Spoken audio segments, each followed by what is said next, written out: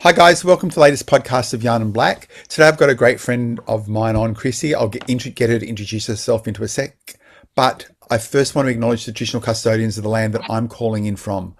I'm here on the land of the Wurundjeri people in Baldwin Q, and I'd like to pay respect to their elders past and present, and I also like to acknowledge all the young people coming through that are going to be our future leaders and our warriors of culture into the future.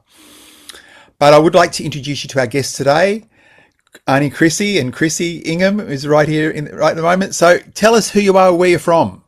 Yeah, thanks, AJ. So I am a proud Gimuy Walubara Yidinji woman from far north Queensland, but I work and live on the lands of the Wurundjeri people of the Kulin Nation. And I too would also like to pay my respects to their elders, both past, present and emerging. And thank you. No, thanks for joining me. I know it's been a little while to get you on, but I'm glad that you're here. You're glad that you're here. You. So I've known you for, I'm just trying to work out how long I've known you for, which has been a number of years. Probably close to 30. Yeah, that's what I was thinking. Yeah. I was thinking about 30 years. Yeah, 30 plus years. Yes. And in all that time you've been working with community, and I'll start off with that first. What do you love about working with community? I enjoy what I do. I enjoy the community, enjoy engaging, and I'm there also participating as well and learning. From my apologies, forgot that. That's right. You are a busy person. We know that. Sorry. I just love what I do and love the community that I work with. Yeah. And it's all Aboriginal and Torres Strait Islander peoples that I've come in contact with over the many years that I've worked in Aboriginal health too. I still contact people, still bump into people no matter where I am. So yeah, and it's lovely. Yeah. So I want to take you back in time. Where did you grow up? So, well, firstly, I was born in Gosford, New South Wales. Oh, yeah. Grew up in Darwin. Left Darwin when Cyclone Tracy hit, and we moved down south to Melbourne. So basically, I've grown up in Melbourne. Okay.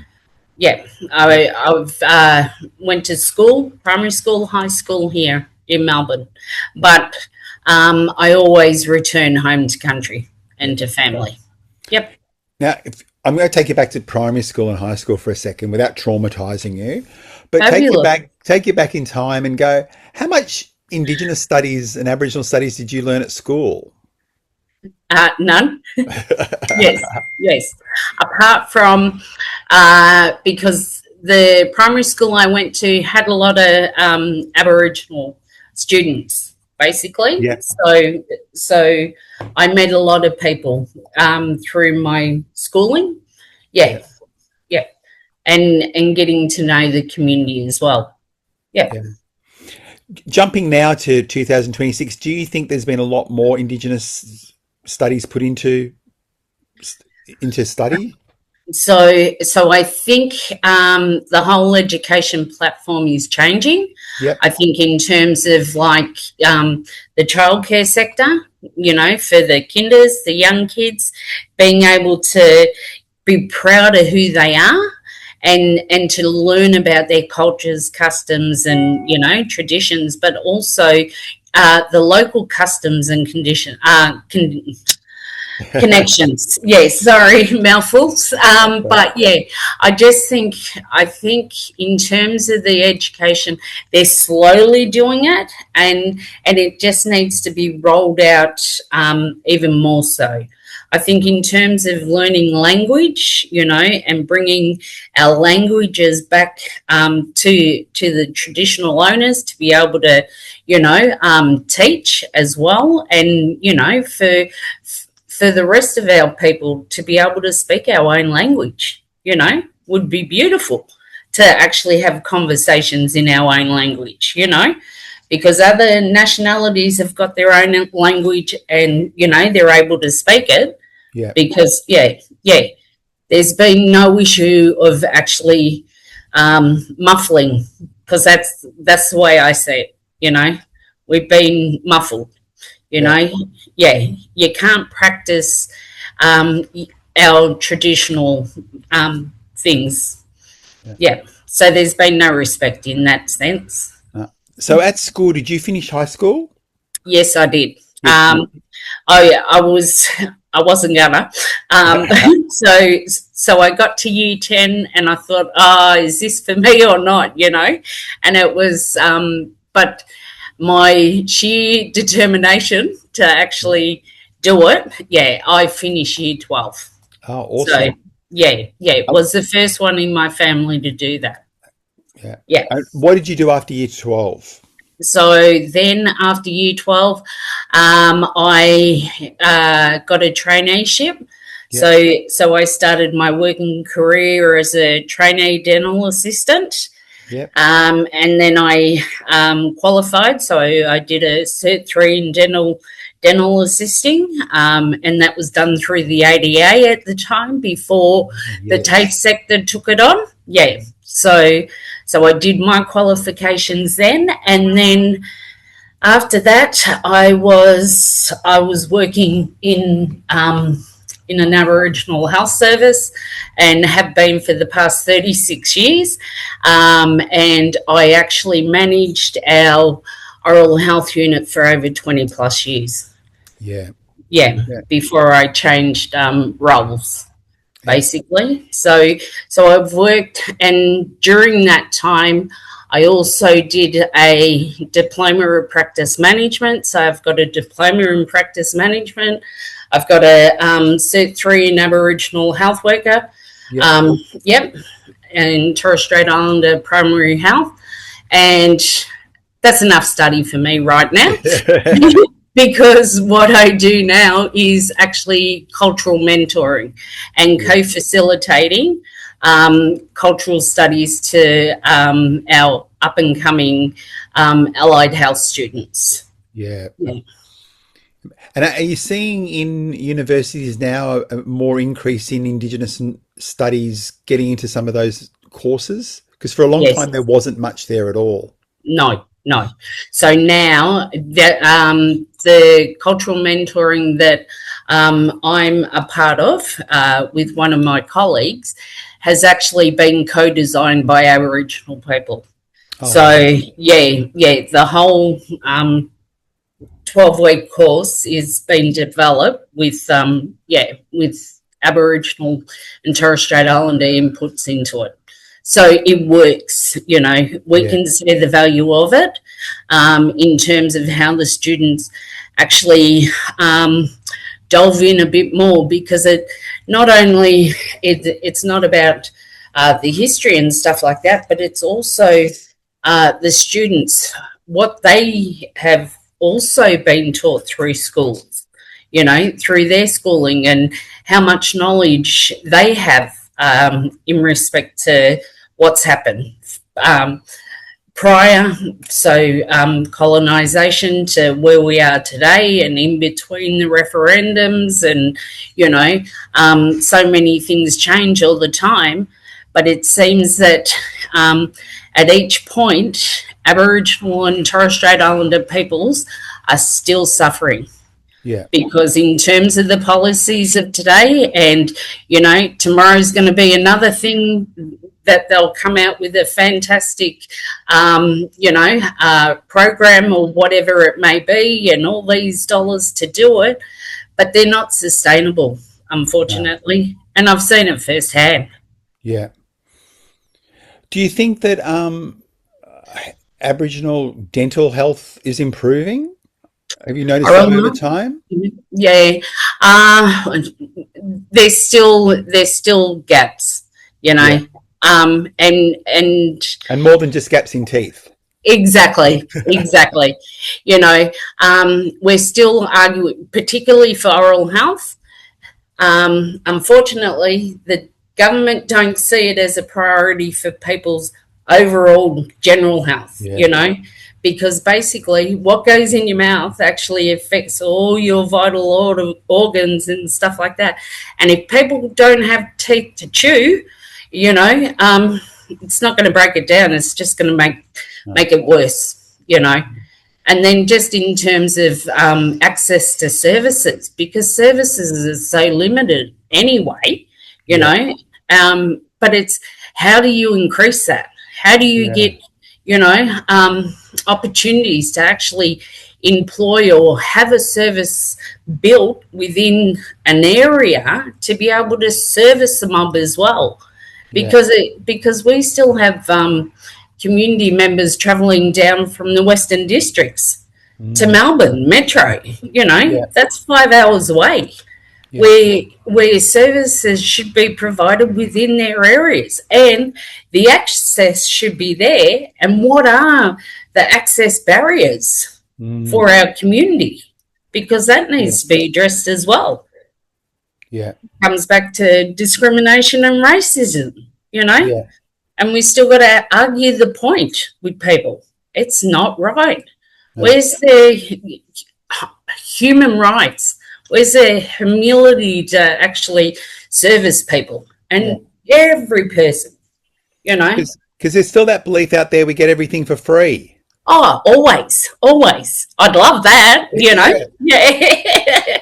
Just show me where, you know? I say that too. When I do training, sometimes I say to people, look, next Tuesday I've got the day off. So if you can write down what I get and where I can get it from, that's where I'll be next Tuesday. Fabulous. Yes, if only. But what frustrates me just in terms of that, AJ, is because we have non-Aboriginal people actually identifying as Aboriginal and Torres Strait Islanders, thinking they're going to get more. So it's actually cutting, you know, and for the life of me, it makes no sense. You know, you're yet again making that Aboriginal person or Torres Strait Islander person suffer, you know, because they don't have the same access as what you've got. So, you know, great programs and what have you, but be mindful of who you're dishing it out to. Are you seeing more First Nations young students going into allied health? Yes, which is fabulous. And then also just having the opportunity to have those students actually come and work in an ACHO or a medical service just to get, you know, first-hand knowledge, you know. And also it's an opportunity to actually meet the local community because these are the people that you're actually going to, you know, work with at one time or another in your working life. And understanding the connections. And how everybody is, you know, we're a very close knit community, you know, in terms of who's related to who or how people are related, or you know, if we have visitors coming from other states or territories, you know, coming to the local ACHO, getting them, you know, also familiar with our services, you know, and know that our services exist for them, you know. There shouldn't and that's the difference in terms of community control. The doors are open, you know, and that welcome mat's always welcoming to everybody, you know, whereas I've heard different stories, I've seen it firsthand, you know, the difference, you know, in terms of the lack of just common courtesy when people walk through the door, instead of making assumptions. Oh, he's another black person, you know, just because of what they're wearing or how they look or whatever. Not good. Not good. No. So what's kept you at an ACHO for 30 years? I am resilient. I am determined Yeah. to make small changes. No. Small changes. So in those 30 years, has the changes been big or lots of little tiny ones? Oh, mate. Oh, there's heaps. There's heaps of wins just in terms of, being able to continue to offer the services we can provide, I agree with that. Yes. yeah, as well as, having every opportunity to be at the table to have the conversation, Yeah. instead of people actually making the decisions on our behalf. Yeah. They need to hear our voices. The more they hear our voices, the more they get it. Yeah. Because they do get it, but it catches up slowly. It doesn't happen there and then. It's a the process. When they talk about there's a bureaucratic process or whatever it may be, but it's like, but this is going to support our community now. Yeah. Not later on down the track, because otherwise you're just causing other issues. Yeah. By holding it up. Yeah. So, also just for me, I was a founding member. Founding member of our National Association of Aboriginal. Hold on. Start again. National Association of Aboriginal and Torres Strait Islander Health Workers and Health Practitioners organisation. Oh, okay. Yes. So I'm a founding member. I was actually on the board for 13 years. Yeah. Before I retired. Yeah. So you retired partly, but not fully yet. No. No. No. I still have. Yes. Yeah. Do you actually look at retirement at all? No. Why? I, I'm fighting fit and healthy. Yeah. I can see you still going there for another 10 to 15 years at least, right? Maybe get to your 50th anniversary there. Yeah, right. Right? You never know. Yeah. So, yes. Yeah. So you get to meet a lot of young people or people that don't know much about their culture that might come in and want to learn about culture. Where do you suggest they start? So in terms of that, sometimes it's just a yarn with a Aboriginal health worker, or it could be an auntie or uncle that's sitting in our waiting area, and that yarn could actually progress in terms of, because there's always somebody that knows somebody. Or has that link, or maybe suggesting link up, having the conversations to try and trace back. But I think having yarns with Aboriginal health workers and any Aboriginal person, or just about where you're from, or what do you know, and just trying to help and support where you can, really. Because I've seen those conversations occur in the waiting room. Yeah. While I've been down at like places like VAHS, for example, where someone's looked a bit sad or lonely. One of the aunties has gone up with a cup of tea and gone, "Hey, where are you from?" And the person goes, "Look, I've only been in Melbourne for a couple of months, but I'm kind of new to this and I'm looking for this." And auntie's gone, "Oh, I know you're Auntie. We went to school together at Preston." Yeah. And, oh my God. Well, I'm looking for her, and no, I got a number on my phone, and I think it was a family reunion on a phone call while I was in the waiting area. And this particular girl had been spent about 5 years or so looking for a family, and it was like one conversation in the waiting area at VAHS that she was be able to link straight back to a family. Nice. And that's what you want, Yeah. And it's that connection, and who knows who, and basically, unless you just have a yarn and, I think it just makes it'd make a young fella feel, oh, well, I am part of this community, you know. Yeah. Yep, as well. The history of achos in Melbourne, and especially VAHS, has been around. VAHS is. I really don't think when I do my training, people realise how long VAHS has been around. 52 years. Yes. Yeah. And when I first came to Melbourne, in 1991, it was in Gertrude Street still. Yes. And so when you started, was it in Gertrude Street then? Yep. Yeah. Yep. So I started at 136, but I used to, as a child, I used to go to the dentist and the medical service at 229, where it was first set up. Oh, wow. Yep. Wow. Yep. Yeah. So, do you know anywhere where people can find pictures of the old buildings? yep, we've got them. I think there's some photos on our website. Okay.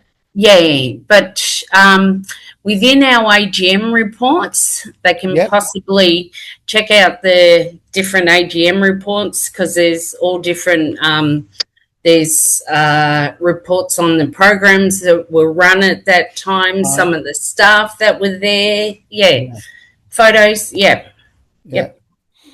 And then in terms of, sorry to cut you off, but also, what is it? The museum might have some, and also have photos, through there. Yep. Yeah. What's the population of First Nations people in Victoria? Do you know? No, couldn't tell you. Could you tell me? I just wonder, because where you work is very central to Melbourne district.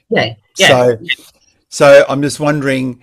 So I can tell you, I'm not quite sure. I don't think I have it either. In terms of how many active clients, I think it's like 11,000. Yeah, that's huge. Don't quote me on it. No. That's huge when you think about it, really. Yes.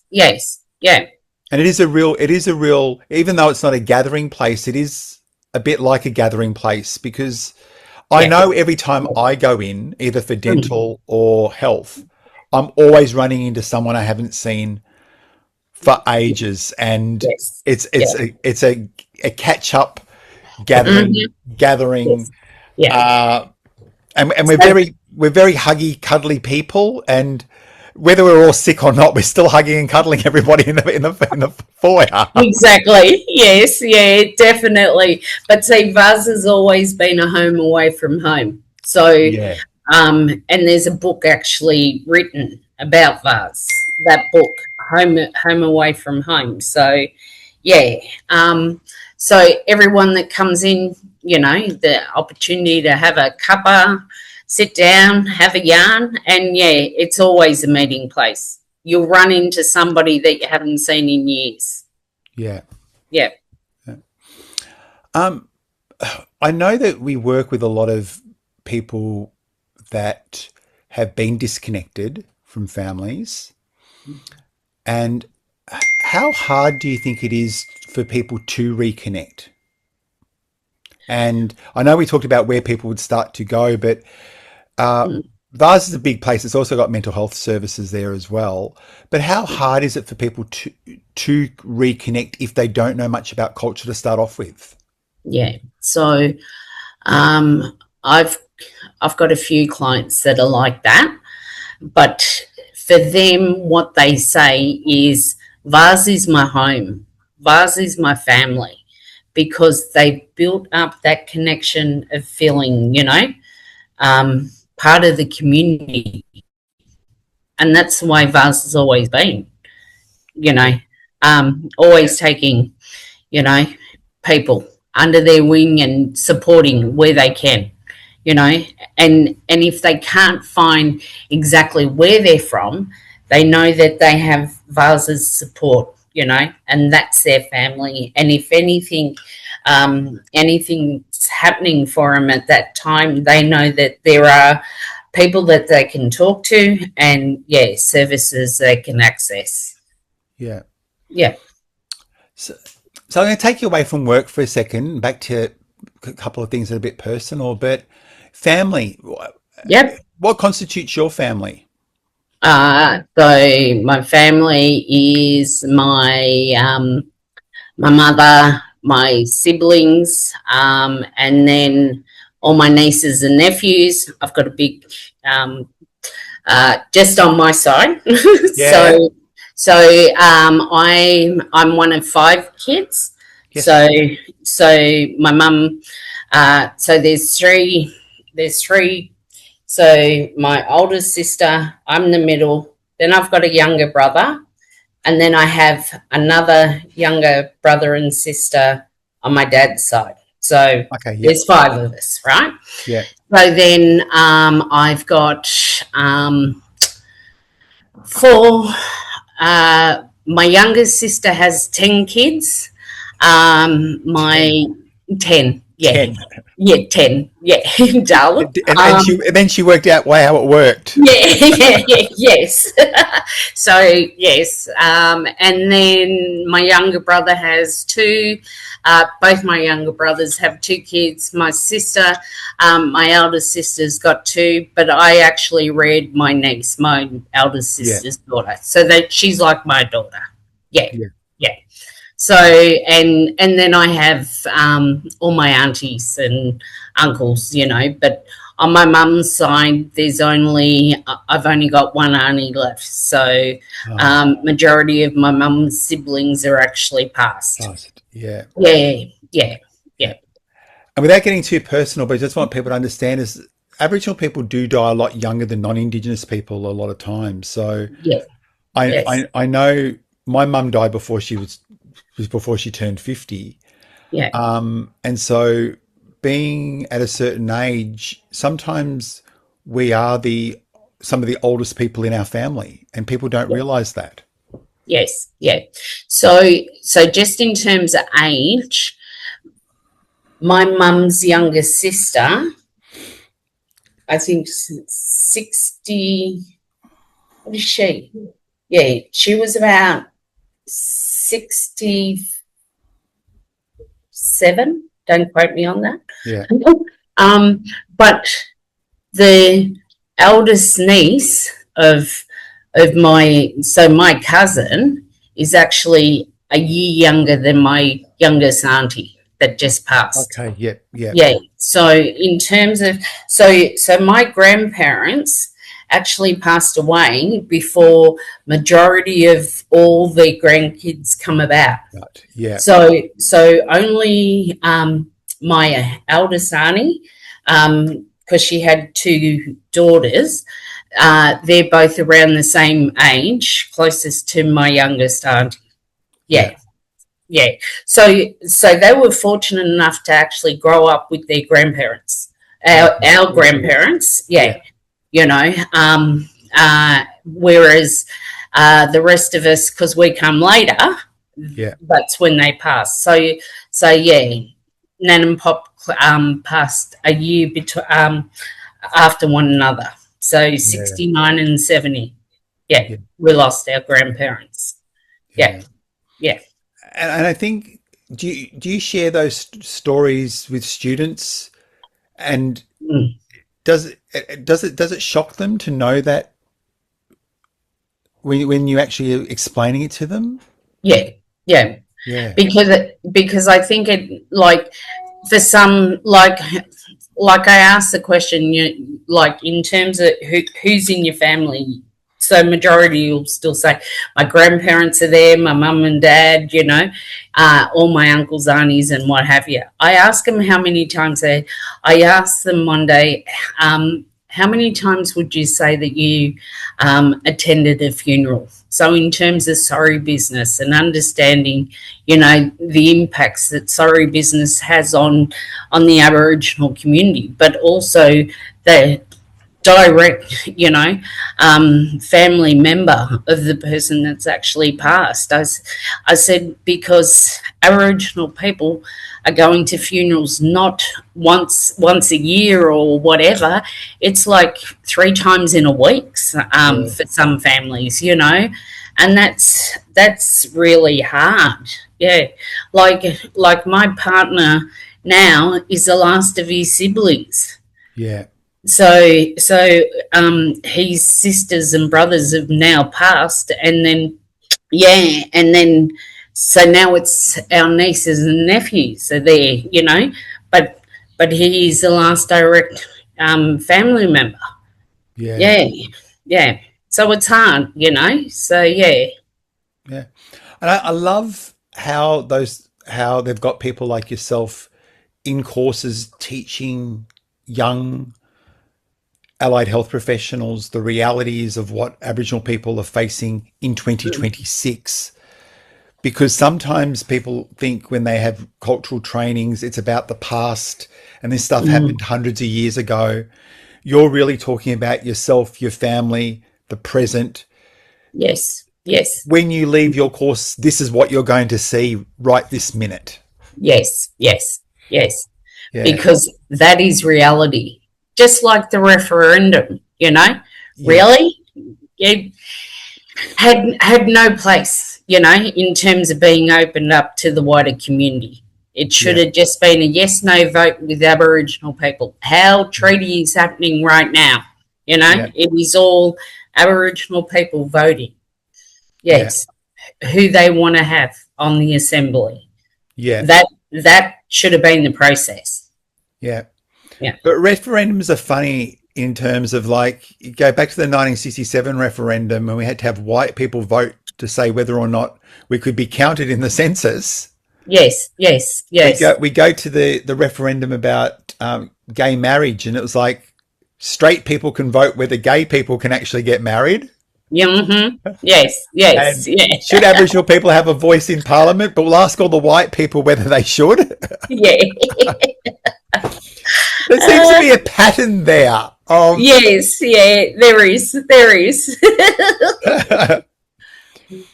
Which is kind of important to kind of recognise that the people that are actually involved in the actual process don't actually get counted in the process, really. No, because you still had non-Aboriginal people asking, is this a good thing? Really? Yeah. And trying to find out as much as they could for it, because the reality was the media didn't help, the politicians fighting amongst one another, and then it was like down to the poor person as to, well, then what's that mean for me? Does that mean I lose, What are they going to lose at the end of the day? So then it was easier to say no than yes. Yeah. And especially the fear. I was hearing people go, we're going to lose our houses. We're going to lose our farms in Queensland. We're going to take their water supplies. Oh, my God. But don't we get this for free anyway? Like, what would I have to take yours for? Yes. Do you see, what do you see the future for Aboriginal health in, like, maybe 20 years' time? Well, as I say to all the students, Aboriginal and non-Aboriginal students that are there, they will be actually the change makers. They will be the ones that are actually working within, the major hospitals or wherever they're working, but they will actually start to change policies, and bring about change for all, which is equality right across the board. And I don't think they know that until, like, I know when I do cultural awareness, and you'll probably say the same thing, until you really throw it in their face and actually go, this stuff's not going to change unless you change your thought processes, because you can help create firsts in families. Like, if you can actually help that young kid not go into child protection, that might be the first for that family. If you can help that kid get to year 12, that might be the first in that family. if you can help that young girl do her internship, that might be the first woman in her family ever to go to a university. Yep. I don't think people realise how recent some of these firsts are for our mob. Definitely. Well, in terms of first, my sister, after 15 years of, doing her studies, has finally got her Bachelor of Education. Oh, good on her. So now she's a teacher. Yeah. Good on her. Yep. And she's been working in Alice Springs for the last 7 years. Yeah. With the mob up there. Yeah. Yep. But she'll actually have a graduation this year. Yep. So Nice. Yeah. Yep. Now, I've got a question for you. The word cultural safety gets thrown around a lot. Mm-hmm. What makes you feel culturally safe when you go to a service? For me, it's culturally safe. Personally, for me. Yeah, personally for you. Treat me the same way that I treat you, and it's with respect. Don't fog me off. Because that's just rude. Yeah. And or dismiss me. I know what I need. It's about me.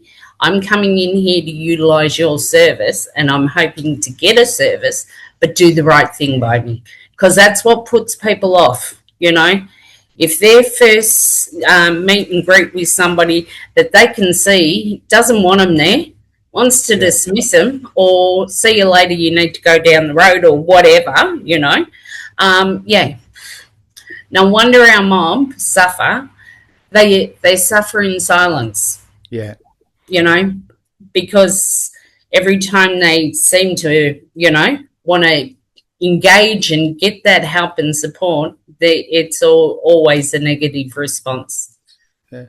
I always say to organisations, cultural safety is probably the number one reason an Aboriginal person will turn up a second time to a service. Because if they turned up the first time, it wasn't great, they're not going to turn up again. At least if they turn up the second time, you've done something right. Yes, right? Yes. It still might not be perfect. No. But at least you're doing something right. And if they keep maintaining coming, you've got it on a good wicket. But if they stop coming, you need to stop and not just label them as non-compliant. You need to stop and look at yourself and actually go, what was the last interaction this person had? Yeah. Because quite often they didn't feel culturally safe anymore for whatever reason. Yeah. Yep. But then I think also it also includes how many times does a person have to tell their story before someone gets it? Really. I agree. It's just not right. Yeah. And do you think, like, in an Aboriginal org, like, I can share my story once to a worker and they get the Aboriginal component of it and they kind of get it. I know when I go to a mainstream service, you're right, I need to explain to 3 or 4 people, and the first 2 still haven't got it. Yep. But people do get it when you actually are talking to mob. Yes. Yeah. And that's the difference, because they feel culturally safe. They feel they feel that they're being heard, Yeah. Now, I always ask every guest this question, and that is, if I gave you a magic wand and $1 zillion. Awesome. Yeah. Can I go spend it? Yeah. Well, it wasn't personally on you, but what would you do? What would you do to help change something in Aboriginal affairs? Where would you start? Oh, there's so many places because there's so many gaps, really. Yeah, and so many overlaps. Yeah, and everything does overlap. So the fine example now, right, is with aged care and how much of a minefield they've actually made, even more so. Just for a client to get a simple home care package, the hoops they need to jump through, one, understanding that there's not enough assessors to be able to assess every person that needs to have it there and then, depending on their needs, and then to do all that, and then to wait, and then to be told there will be a co-contribution, because services previously had the Commonwealth Home Care Package, so the CHIS funding. So this is where it overlaps now with the home care packages, because the low-level ones for services, the clients have to pay for that. See, whereas previously, when somebody, regardless of the level that they were on, didn't have to pay, but they still got the service. So then there wasn't any financial burden. But what it's causing is financial burden, because understandably, they can go to Centrelink and get a hardship form, but you've put the hardship on them. Yeah. So makes no sense. Sorry. And it just does my head internally, because service providers say, but we're only following the guidelines. What's there? Well, sometimes the guidelines don't work, and where are you giving the feedback back to the people that are making the decisions on people's health? Yeah. It's not good. No. Do you think we can close some of these gaps within the next 20 years? No. Not the way we're going at the moment. We need significant change. Definitely. And we need to be sitting at the table. These are the in terms of some of the conversations I've had with, service providers, in terms of what services they provide to their clients, it's like, hold on, you've already handballed that client to turn around and say, no, sorry, but it's a blanket no. Hold on, you need to be better than that. You need to find other opportunities or other services that can actually fund some of these things that the client's requesting. Yeah. Instead of saying, no, sorry, not going to do it, because it's all too hard. It's easier to say no, but yet that person suffers, because of it. And that's where our clients get frustrated. This is why they're constantly bouncing around between different package providers, different providers, to be able to get one that's actually going to listen to what their needs are and get it through, know. And when a client is actually told by the allied health staff member, service provider, that this would be ideal, this is what we're recommending that you use or need or whatever. But then when it goes to the home, the actual people that say yes to the funding, they turn around and go no. So it's like, hold on, one person, they're saying it, but yet because the information that's written in the letter doesn't specifically state it, they've said no. So, already cut it. Yeah. So it's like, it doesn't make sense to me. And it's really interesting that, it's frustrating. That we've got to close the gap strategy, but we can't seem to close any of the gaps because I would say the gaps are getting bigger because of all the bureaucracy that sits in each one of those gaps. In order to reduce it, it's actually making it bigger.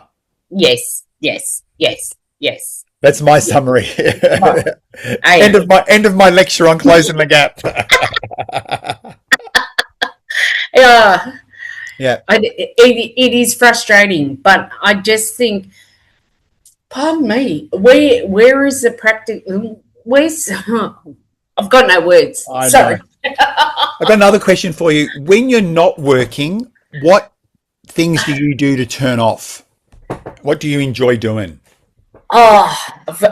7 o'clock, nobody rings me because they know I'm fixated on Home and Away. Okay. My favourite show, right? I used to watch Home and Away, but I don't watch it anymore. But I used to. That is my downtime. Go to, yep. Or all my family know don't ring Auntie at 7 o'clock, or because she's not going to answer you, and it's rightly so. So And then your head's in Summer Bay. oh yeah, of course it is. I'm on the beach. Yeah. So and then I go bush. I travel. And then catching up with family, so FaceTiming, which is fabulous. So then get to see the nieces, the grannies, as they grow as well. Yeah. And I like listening to music. Yep. Yeah. Any particular genre of music? Oh, all. Love it. Music. A bit like me, like anything. Yeah. Yep. Country, rock, rock and roll, Yes. Yeah. Pop. Yep. Okay. Everything. Yeah. Cool. Well, I'm just watching the time, and I know we're going to need to wind up, but I've got another question for you, and that is, where do you see yourself in 10 years' time? What would you like to be doing? Still working, or would you like to be doing something else? I don't know. I just take things day by day. Yeah. And, if there's an opportunity for me to, be able to change things up for myself, I'll look at that. But I like what I do, and that's the difference. I enjoy what I do. I enjoy the staff that I work with. I enjoy my clients that I work with. And, my phone, lucky it's on silent because it'd be going off. Yes, I'll check that shortly. But, in terms of having the connection to my clients, but also, extended, family members or whatever. Yeah. Yeah. So what would you like people to walk away with from our yarn this afternoon? Oh, there's so much in terms of, but I think for the audience is young people, audience, or anyone really, just follow your dreams, don't give up, if some role or position isn't for you, as they say, one door closes, another one opens, that opportunity. But if you find something that you really enjoy and that's what you want to do, even the tertiary studies, to do health, so allied health, or whether it's going to be up and coming GPs, sky's the limits. The opportunities are there. Take it, because we need more mob, We do. Yeah. I agree with you. We need more mob looking after our mob. Yeah, definitely. Yeah. Yeah. Well, I want to say thank you for joining me. You know how much I love you. And thank you. And yeah, you're right. I was thinking what you were saying too. It has probably been about 30 years. Yeah. And we both don't look a day older than what we did. Hey, I look the same. Yeah, you haven't aged at all. Right. You haven't aged at all. And my hair's natural. Well, at least the colour of the tube says natural colour. So I go with that one. Yes, I know. Apart from that, but yes, it's all good. Yeah. So I want to say thank you for joining us today. And guys, I'll see you at the next podcast. And thanks, Chrissy. Thank you. Take care.